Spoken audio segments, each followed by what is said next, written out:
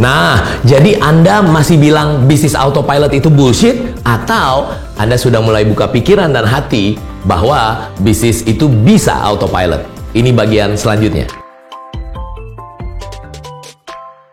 Dari terjebak hidupnya di bisnis yang dibangunnya sendiri karena semuanya harus dilakukan oleh sang pemilik bisnis, ini bisnis autopilot level 0, hingga akhirnya bisnisnya bisa berjalan sendiri tanpa harus selalu melibatkan sang pemilik bisnis autopilot level 3, ceritanya berlanjut nih.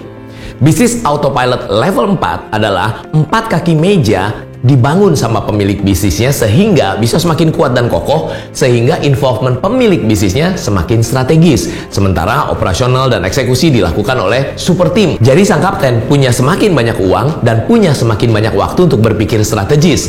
Lalu ia berpikir, kenapa hanya punya satu kapal pesiar aja ya?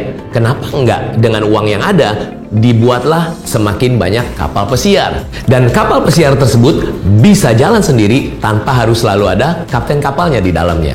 Bisnis autopilot level 5 adalah sang pemilik bisnis berpikir 4 kaki meja yang ada untuk bangun bisnis-bisnis lainnya. Bisnisnya akhirnya semakin menjadi sebuah group of businesses. Kenapa ya hanya bisnis kapal pesiar saja? Kenapa tidak pakai uang yang ada, skill dan experience yang ada, 4 kaki meja yang ada untuk bangun bisnis-bisnis lainnya? Bisnis autopilot level 6 adalah sang pemilik bisnis semakin banyak uangnya dan punya waktu untuk berpikir semakin strategis sambil menikmati hidup. Lalu ia mulai membuat uangnya yang bekerja untuknya. Ia invest uangnya di kapal-kapal bisnis yang lain di mana tidak perlu tahu tentang operasional di dalam kapalnya. Jadi, apakah bisnis autopilot itu bisa? Nah, yuk saya mendengar pendapat Anda di komen. Saya Coach Yohanes G. Pauli. Let's build profitable and autopilot business. Business is fun.